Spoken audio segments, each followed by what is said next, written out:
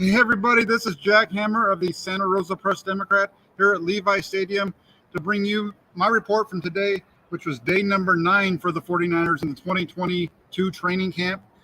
Really quick, before I get the show started, I want to say hello to E. Kim, who's in the comment section. He says, hey Jack, hey Korean 49er, good to have you on board. Let's go ahead and let's get it right into it. It was an interesting practice today. A bit up and down for the 49ers offense, especially with Trey Lance. That's who we're going to talk about first. It wasn't all bad. It started off rough, and then had a little bit of good stuff, and then a little bad, and then finished off on a high note. So the biggest takeaway from the day was it ended on a high note. But there was a couple of down periods early on. We'll get through it all. There's quite a bit to talk about when it comes to Lance's day today. He finished overall. He was 11-19. It's a really good start, a really good finish compared to where he started the day. He had one touchdown, he had an interception that was taken the other way for a touchdown. If we go through it, we look at the first section of practice during team drills. Lance had six attempts during that period, completed his first 2, and then had 4 incompletions in a row. One of them was nearly picked off by Dream Greenlaw. It was a pass over the middle to George Kittle. Greenlaw was pretty close, got his hand out like this, and he was just right. It was a close call. If you want to call it an interception, you don't want to call it interception, whatever.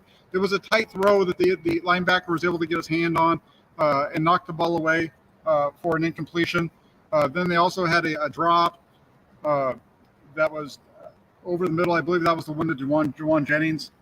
And then there was a couple of them that drew just off the mark. He had a deep ball to George Kittle down the right sideline. Kittle had beaten Fred and Warner deep. He was open. The ball was overthrown. And then the other one was an out route to Deebo Samuel that just hit. It was low and outside, hit the turf. Samuel didn't have a chance on that one. So started off 206. So like we said, then they took a break, came back and transitioned into a move the ball period. The offense struggled in that one. They went 3 and out right away. Just to go through that quick little those 3 plays. Lance, it was supposed to be a quick throw. It was supposed to be a quick hitter for Lance. Drop back, nothing was there. Kept holding on to the ball. Kerry Hyder was able to keep going and reach the quarterback for a sack, dropping for a loss of about 7 to 8 yards on the play. The next play was a Lance quarterback power off the right side, where they were able to pick up a good chunk of yardage. It was 2nd and 16. I think he picked up about 8 or so, which set up a 3rd and 4 situation. And then on 3rd down, Lance went deep down the left side to Deebo Samuel, overthrown, incomplete, end of the possession. They came back from that one though, and it was a nice possession for the 49ers starting offense. Lance found Brandon Ayuk on the left side with a short throw that converted a 3rd and 5. Then the next throw, he found Deebo Samuel over the middle for a nice gain of 19. On that second possession, it was a lot more running. They opened it up with some running, some nice gains on the ground there, and that kind of got the ball rolling. I think it was Jeff Wilson Jr. I go back and look at it again, but they opened it up with a couple of nice runs. Then you had the throw to Ayuk that converted the 3rd down. There's a couple more runs, and then which picked up a 1st down, hits Deebo Samuel over the middle for 19. They got down into what would have been scoring position, and they got down in the scoring position, and then they stopped the drive on that one. I'm not sure exactly what the reason for it was.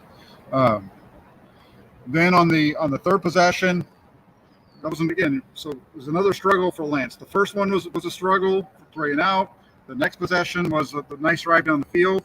Come back on the field again, and another struggle. This time, he tries to go to Brandon Ayuk on the left side on the curl. Bad throw. Emmanuel Mosley was right there and looked like he was going to be able to come up with the interception. Didn't. That opened up the drive. And then a couple of plays later, the 49ers brought some pressure.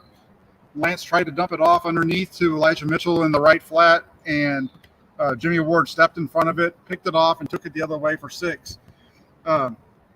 It was very, very similar to the play that we saw the interception from Lance to that was picked off earlier this week. It was the one to Kyle Juszczyk in the right flat. He's got pressure coming. He's stepping up, and he's kind of off balance. He's throwing it late into the flat, and Ward because they're in man coverage, Ward saw it all the way, and he had a beat on it, stepped in front of the running back, picked it off, took it the other way for a house call.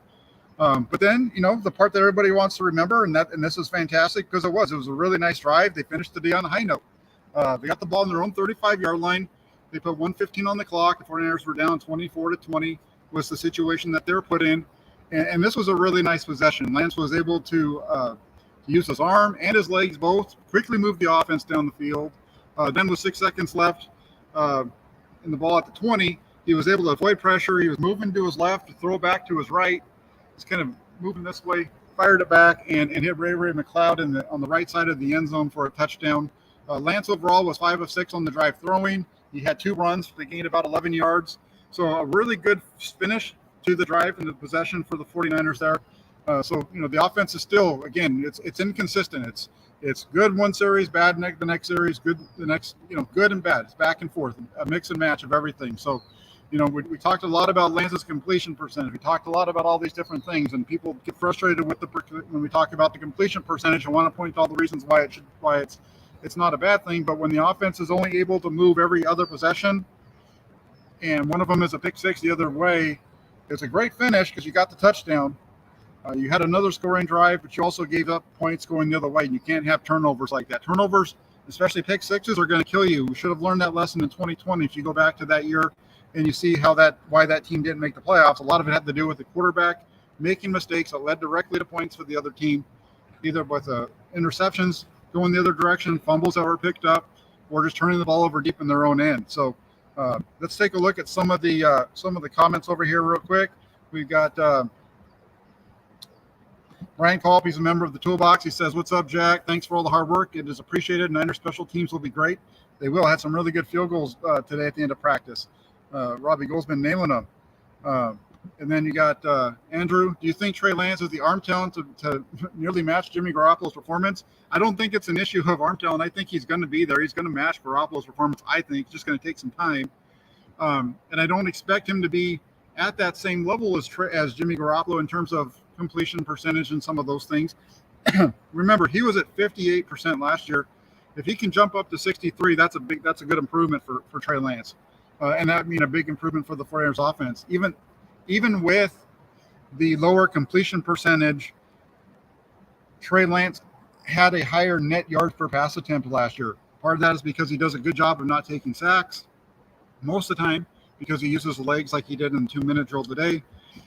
Overall, when you put everything together at the end of the day, I think by the time they get to the season, and especially week 6, week 7, after the first 6 weeks seem like they should be winnable games. Once you get to week 7, if you're at 4-2, 6-0, 5-1, if you're in that range, Trey Lance from that point on should have been able to kind of get his feet underneath him under those 6 games, and then as you get into that deeper stretch, take it from there.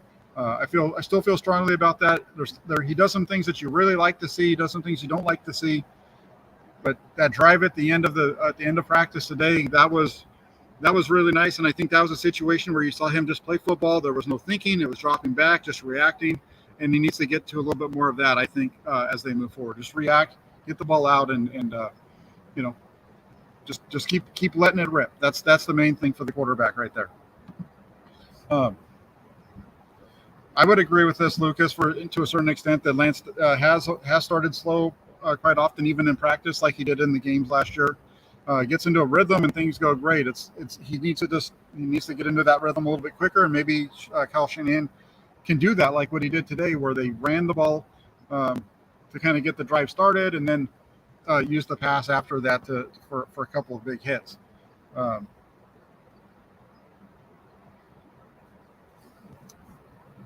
Do you think Lance is doing well in the 2-minute drills? Absolutely. That was the best part of the day.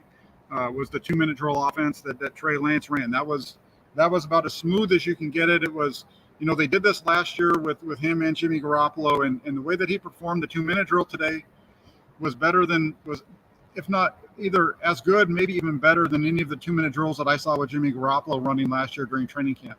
It was flawless. It was, every play was a positive, and it was either a positive with his arm or it was a positive with his leg.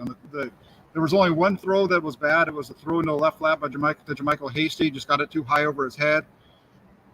But he was able to come back. He was able to come back from that bad throw, convert on third down, and just kept the chains moving with his, like I said, again, with his legs, moving around in the pocket, moving to throw the ball, moving to throw the touchdown.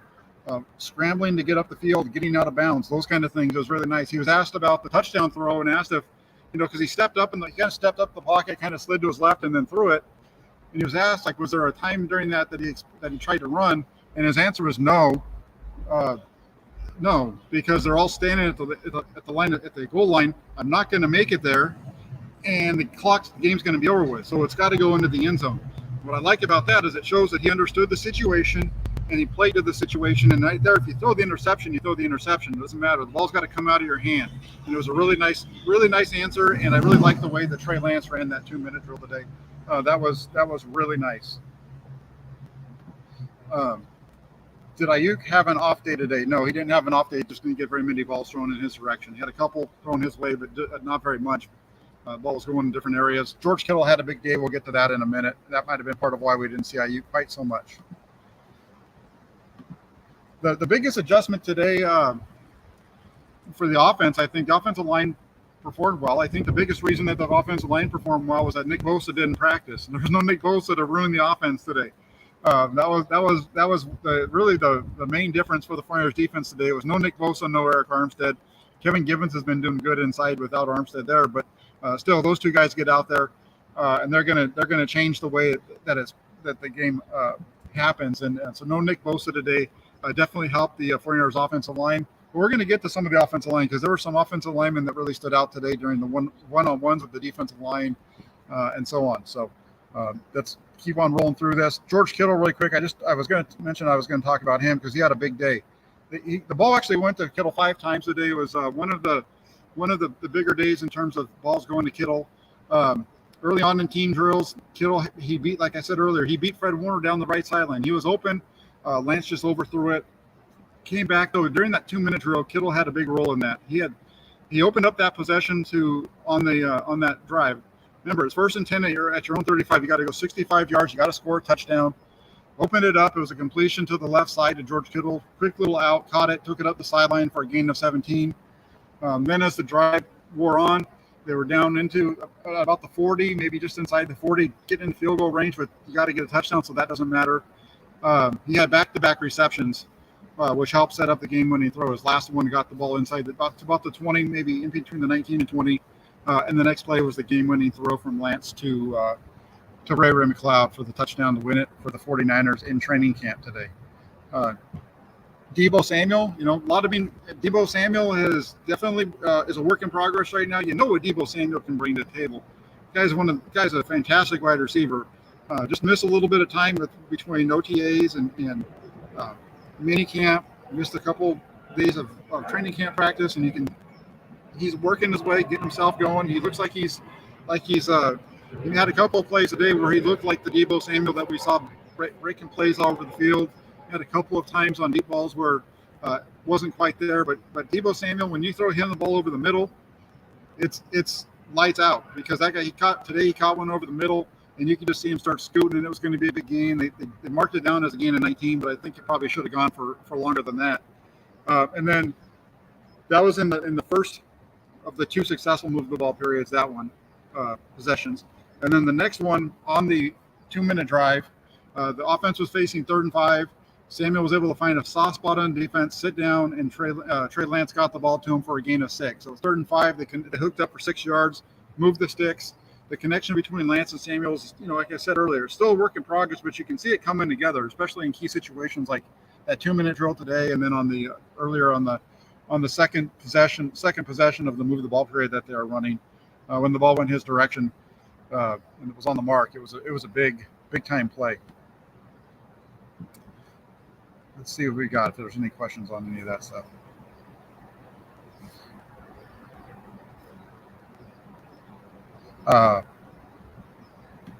The edge opposite of Bosa has been all along has been Samson Ebicom.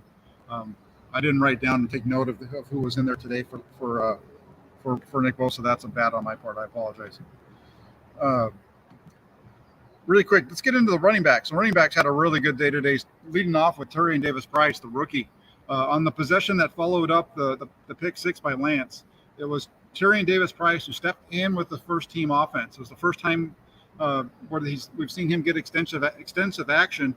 He ran the ball on 4 of the first 5 plays. of that possession, picked up 21 yards on those 4 runs, and had a couple of others that were really nice. He's just been really solid. You see him getting better and more comfortable as the days go on. His play today with the starter showed it. He shows it when he's working with the backups, and he just runs with so much authority. You can see the agility inside the tackles when he's making cuts, and it's always continuing to work upfield. Runs through people, runs with power and contact, or just runs through guys when they get there. And he's looking really good. Had a run out to the outside today that was on a toss and only gained about a yard. Not really, again, not totally sure and sold on him as far as in the sweep game, but when you run him in that box, maybe a little just one spot wider than the box, this guy gets up the field and he makes guys miss in small spaces, and that's what you really like. And he's working downfield all the time. Jeff Wilson Jr., he's had an impressive camp that continued today. He was working with the second unit primarily. During their first possession during the move the ball period, he had 18 yards on 3 carries, which opened up the possession. That second unit on their first possession and moved the ball, they drove it down the field. Had some really nice throws. Nate Sudfeld had a nice day. Some big completions to Keyshawn Johnson and some of the other receivers did a really good job of driving the ball down. It was really impressive. And we got to see them have a really successful drive there. Started off with Jeff Wilson Jr. And then in addition to Jeff Wilson Jr., Trey Sermon got into the mix too. The second year back, he had a couple of runs which netted big yardage. Early on in practice, before the move the ball stuff, there was a run to the right side, really tight and congested. He was able to pick his way through there, following his blocks, following the holes that were being created, zigging and zagging through and really getting up the field. It was a really nice game. And then during the move the wall portion of practice, he had a toss that went around the right side. Really nice run, just really getting up fields right off the hip of his blockers before he was knocked out of bounds. Gained about 8 yards on that one. So overall, it was a really solid day for the 49ers run game. Elijah Mitchell had some nice gains as well. I didn't include him in my write-up, but he had Elijah Mitchell. He's definitely in running back 1, had a strong day today.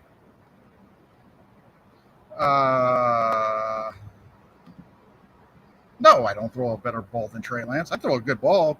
I'm throwing about 10 yards, but I don't have a throw a better ball than Trey Lance. I appreciate it, though, Andrew.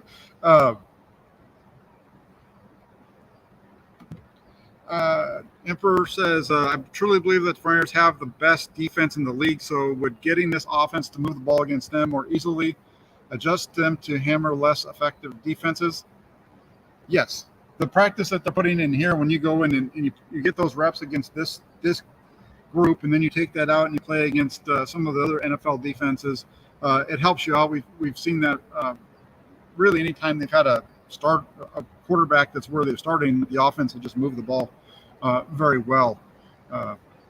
So we'll see how. Right now, I think they're in a good position. We've talked to a couple of different. Aaron Banks yesterday was asked that question, and he mentioned it. He's like, absolutely, that is helpful. Jordan Mason had a couple of nice runs as well. Like I said, overall it was a good run game. There was also, I didn't put it in here, but it was a really good run from Jermichael Hasty. Got up, I think it was a toss to the left, cut that thing up, and he was down the sideline. Big gain down the left sideline, gained probably about 30 yards or so before getting touched and pushed out of bounds. Really solid day for the run game as a whole. All of the backs had at least 1 or 2 good runs. Mason was no exception to that. I think the running backs is going to come down to Jermichael Hasty and Jeff Wilson Jr. And it's going to be, do they want the versatility of Jeff Wilson and continue that theme of big backs, or do they want to have a scat back type, because that's what Jermichael Hasty is. So I think that's going to be the deciding factor. I kind of lean more towards Jeff Wilson because I want to, if I'm the 49ers, I want to have that guy that can do multiple things for me. That can play fullback, can play halfback, and catch the ball, play special teams. He does all those things well. So that's why I have Jeff Wilson as my last running back making the roster. Slide over to another wide receiver really quick, Rayron Mccloud. We know that he had the touchdown that won the day for the 49ers offense and Trey Lance in the 2-minute drill at the end of practice. It was a strong performance throughout. He's been very solid. The free agent acquisition, he came up with a couple of big catches from Nate Sudfeld that helped that unit when they on that first move the ball possession when they drove it down into scoring range. Followed that up, and that the touchdown throw to Lance threw to him was a really nice one. He was running, had a nice break and was able to get himself free, and Lance put it right on his chest for the touchdown. It was a really nice play, really nice route, and good job of getting open by McCloud and beating the man coverage down in the red zone. When you look at the 49ers receivers right now, it's been clear over about the last week that McCloud is clearly outplaying Juwan Jennings. Juwan Jennings is a guy who had a very strong second half to last season, had high expectations coming into training camp, had a couple of nice days to open it up, but has really kind of gone through some struggles over the last week. So it's going to be interesting to see how that plays out between McCloud and Juwan Jennings. I know that I feel like the 49ers are still high on Juwan Jennings from what we heard today from Kyle Shanahan, that they still have high expectations for him. It just seems like maybe he's working through some things and struggling just a little bit right now in camp to get it all together and come together for him, because he's really struggling. Jennings had a drop over the middle. There was another one that was a deep route down the right sideline. The ball was high. Might have been able to go up and catch it. Might have, I'm not sure. Didn't make an effort to do that. Just kind of put his hand up. The ball went over his head. It's a struggle right now for him to get the ball. He did have one nice catch, but then he had the drop in that one as well. So it was a little bit of an off day. Jimmy Ward. Jimmy Ward stated this offseason that his focus was on reaching the Pro Bowl, that he felt like he was a guy who could make the Pro Bowl, just need to make some more plays in order to get there. And he did just that today on the interception of Trey Lance. That's the kind of thing those are the kind of plays that Jimmy Ward's going to need to make if he wants to get to the Pro Bowl and start getting his name recognized. He's a very good defensive back, very good, solid safety, one of the better safeties in the league. He just gets overlooked because he doesn't make those kind of plays enough to where everybody takes notice. People that are watching the game, I think, realize that he's really good. And I think people that are just kind of casual observers and the ones that usually are voting for things like the Pro Bowl, they just don't get to him because they don't see the down and down out type of play that Ward brings to the 49ers. So he's playing at a really high level throughout training camp. It was good to see him get that pick six today. Good for Jimmy Ward, bad for the 49ers offense, but he's definitely playing at a high level. And we're going to talk a lot about defense here in just a second. Titan wants to know, why did they sign Willie Snead? Well, they had an opening there. They have a couple of things going on. They have Marcus Johnson got dinged up. He's kind of in the concussion protocol, so they're taking things a little light with him, even though he was out there running routes today. They also had another receiver, Taysir Mack, who was an undrafted free agent that they released this week. So that opened, and then along with Jordan Matthews going down, it opened up a spot on the roster. Those three things happening opened up two spots, and they filled those spots with signing Willie Snead, and then they signed Mills as well, a tackle, who's been around the NFL for quite a while. And in his Mills, you could see that he was a veteran and had been around in the league for a while by what he did today during the one-on-one pass rush, but drills against the defense. But Snead's a solid veteran. Bring him in, let him compete, and when you look at a situation like that, I think you kind of know that Taysir Mack's not going to make the roster. Go ahead and let him try to find another opportunity somewhere else. Bring in a veteran, and go from there. 49ers like to have veterans in that room, so it's definitely working out for him.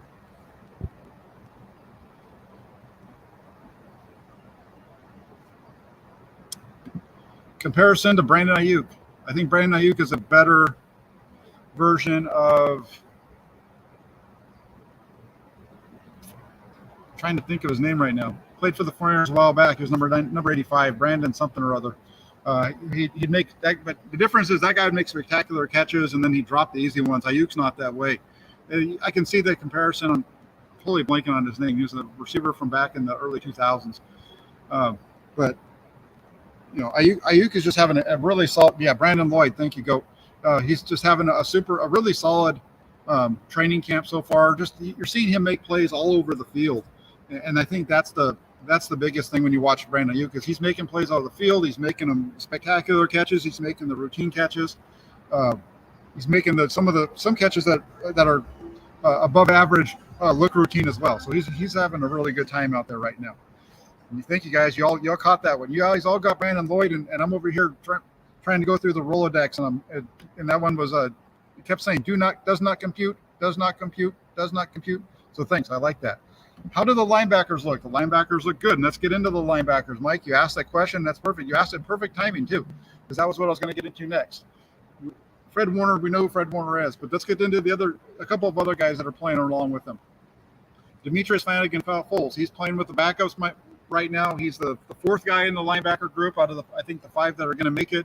Made his presence felt today. He dropped Jeff Wilson Jr. at the line of scrimmage to stop run play. A little bit later, he was all over Ross Valley in pass coverage. Was right there, was able to knock the pass from Sudfeld away. Aziz Al-Shayr, he was a stud last year. He's showing out right now in practice as well. Showed off his speed, run down Elijah Mitchell. It was a sweep to the left side, and he was just right there. He was just mirroring them right away, and as soon as the running back, they just met at the line of scrimmage. It would have been no gain if he could have brought him down. And then you have Drake Greenlaw. Obviously, we talked about Greenlaw earlier with the pass breakup on the ball across the middle to George Kittle. So the linebacker crew, solid, super solid for the Flyers. Even some of their backups or other backups are doing really well. So it's not just the starters. The Flyers are very deep on defense, which makes it really tough to move the ball against them. Another guy I want to talk about. So I thank you very much for that question on the linebackers.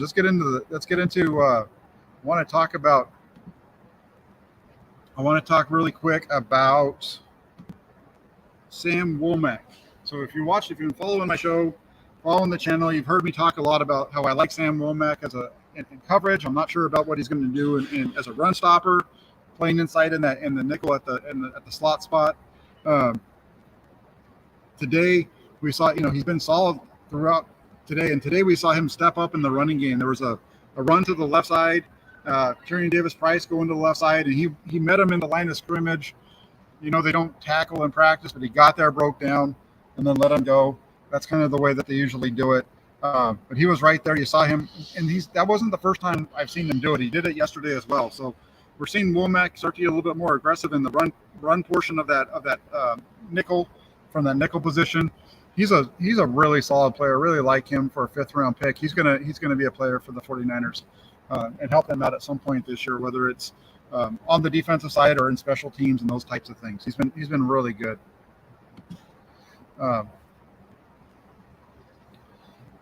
E. Kim wants to know if I see any trades being made before the season starts. We may see one. Last year at this time, people were kind of asking that same question because again, there's some really deep position groups at linebacker, defensive line, maybe even in the backups along the offensive line.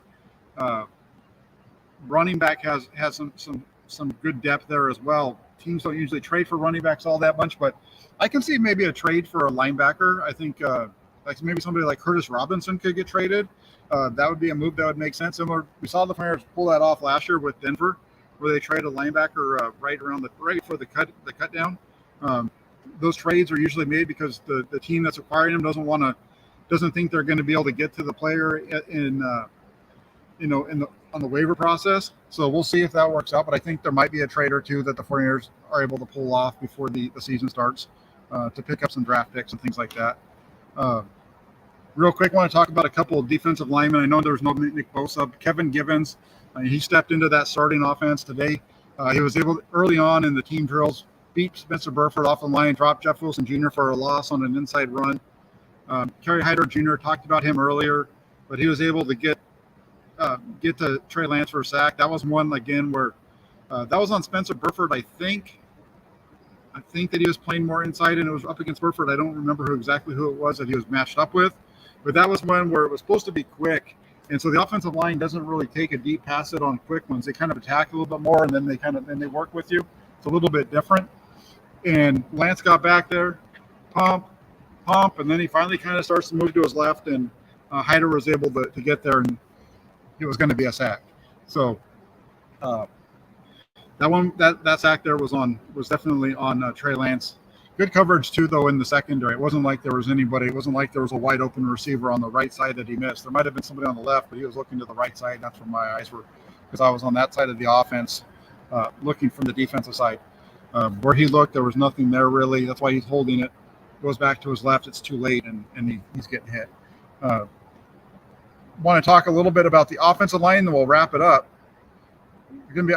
Before we get to these two offensive linemen, let's talk about one defensive lineman that stood out today during the one-on-one matchups that they do. The offensive line goes against the defensive line.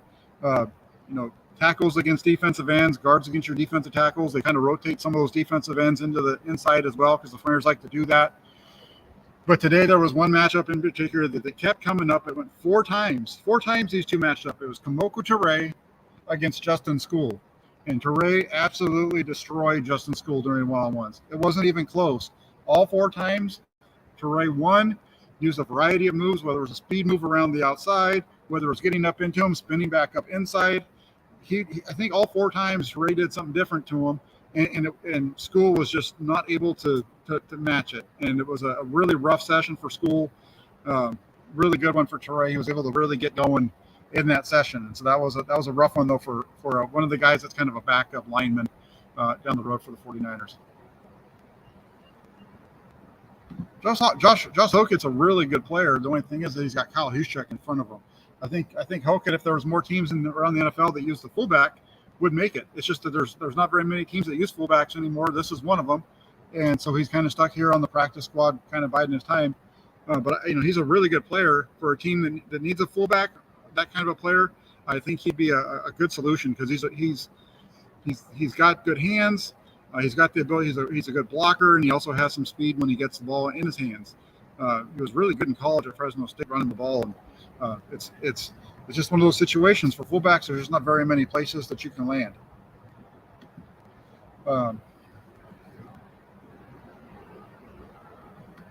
I haven't seen this yet. I haven't seen them really move Travis Ward around. I haven't seen them really move any of the cornerbacks around.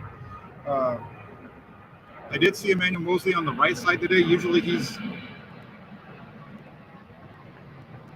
on the right side. So I haven't really seen him move around. Usually it's like I said, usually Mosley's on the right side, and then on the left side is Travis Ward, and that's how it's been. That's how it was today. So I don't think they're really moving those guys around very much. I agree with you, Mike. I wish I was going to Minnesota too. I just don't have the money to do it, and just things are tight right now. Plus, I'm going to be moving pretty soon. So with all those things combined, and the finances part of it, I'll be here for all the practices in Santa Clara and the games and those types of things. But in terms of actually getting out to Minnesota, I don't think that's going to be in the cards for me. That's what this channel's for, though. If we keep bumping this channel up, this channel's been doing good this month, and if we can, maybe double what we've done so far throughout the rest of the month and throughout into next year, maybe next year I can go out and do some more of these things as it'll be better in terms of the cost of the travel and time away from those types of things.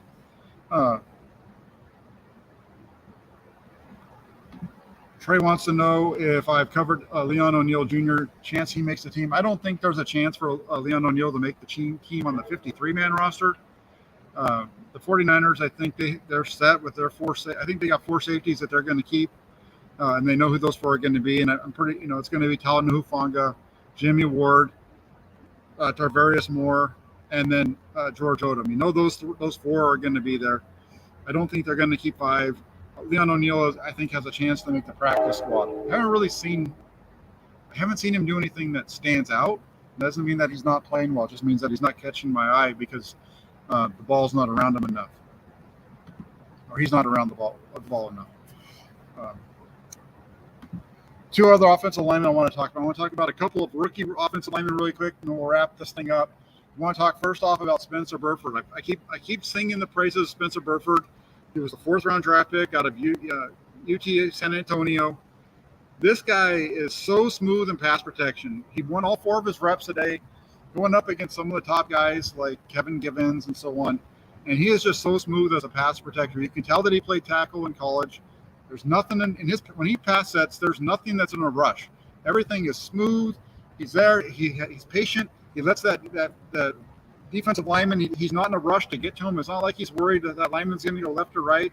He kind of just sits there, and as soon as that guy makes a move, he's got a nice solid base with his feet, and his hands are just so quick, and he's able to strike and just get him on that guy so fast once that guy makes a decision on where he's going to go.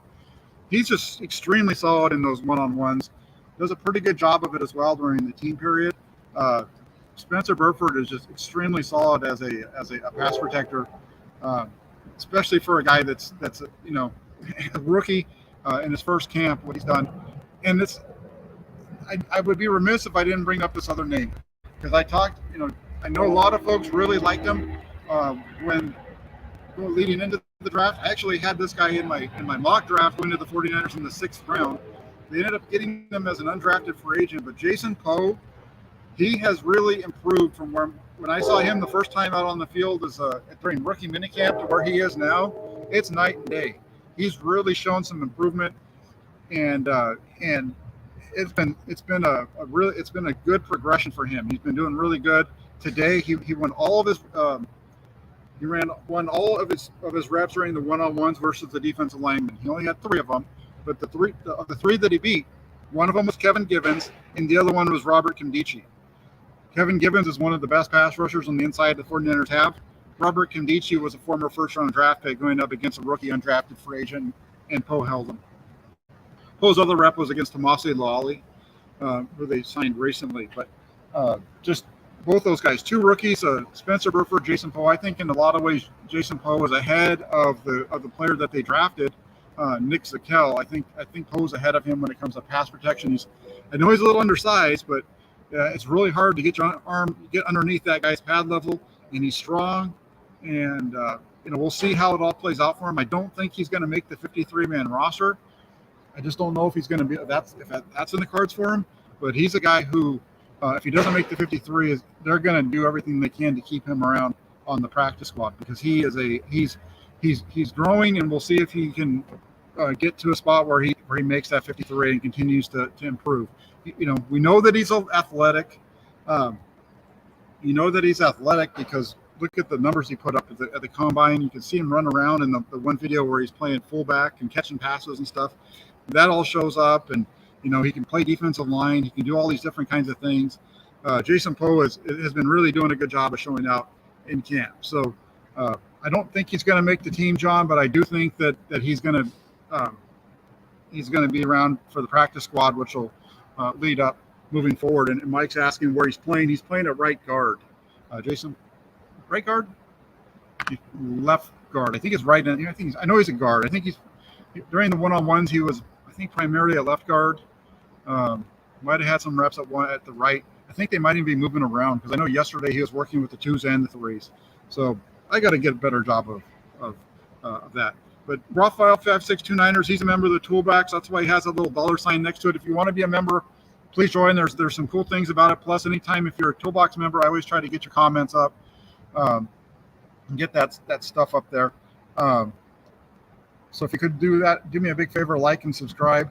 Ben wants to know what my wide receiver rankings are. That Snead is here. Snead doesn't really change those at all. I still think unless he gets the 6th spot, I think you've got Deebo Samuel and Brian Ayuk. Those 2 are for sure. Juwan Jennings, Danny Gray. Those 4 make the roster. Then you have Rayron Mccloud. That's 5. And then you go to 6, and that's where I had a feeling that was going to be Malik Turner because of his special teams ability. Maybe Snead can slide in there. I don't think he's a big, threat in the pass game, but he's a really good run blocker and fits the 49ers well from that side. So we'll see. That 6th spot is wide open. That 6th spot's going to, I think, go to somebody who can play special teams.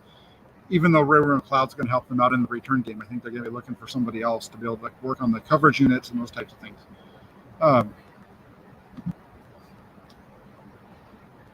Jack, Luke asks, I like Luke also because Luke follows over at the 49ers.pressdemocrat.com. He's been a longtime follower of the Inside the 49ers blog over there, and he continues to follow it now that I've taken that over.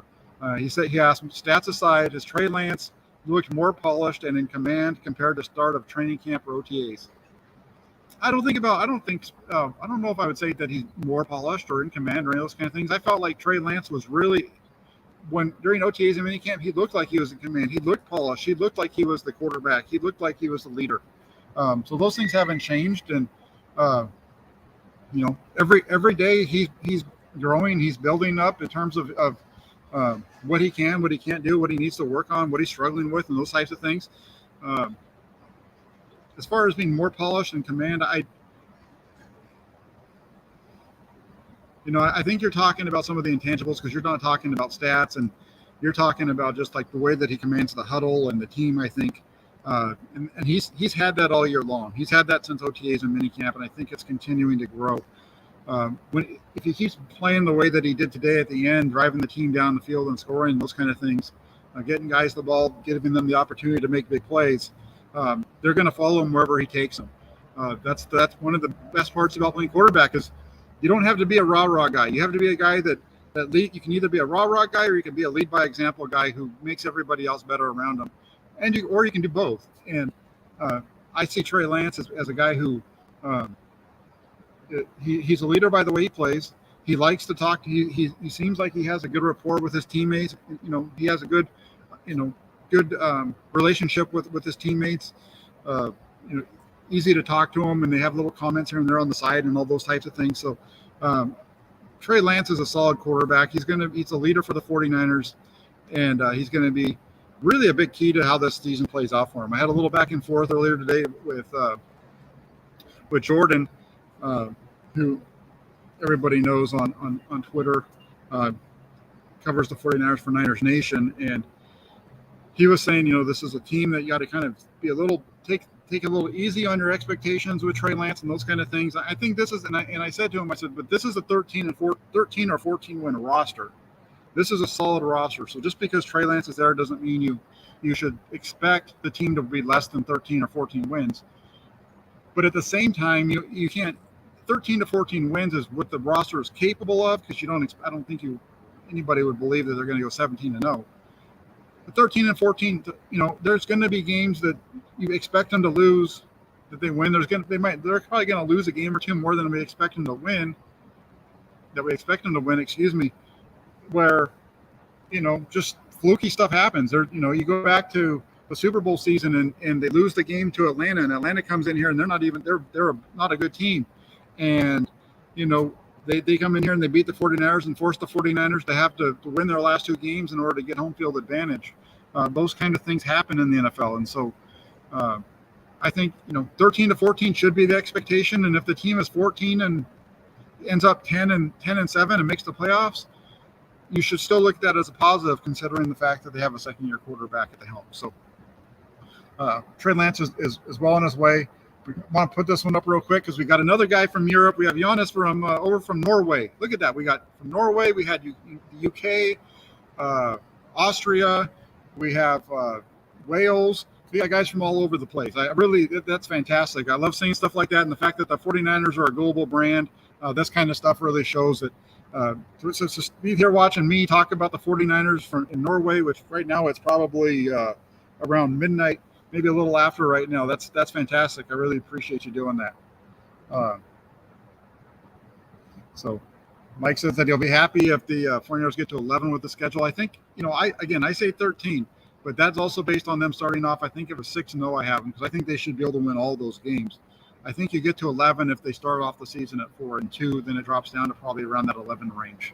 So it's midnight there. So perfect. In Norway, it's midnight right now. So they're already turning the page to the next day. They're already on to day number 10 of 49ers camp. I'll be back here tomorrow for day 10 of training camp. Wanted to say thanks, give a shout out to everybody over in the comments section. We got Luke coming in from the exotic world of Santa Rosa, California. Doesn't get much more exotic than that. It's a fantastic place. So just if you could do me a couple of things, if you could please do me a favor.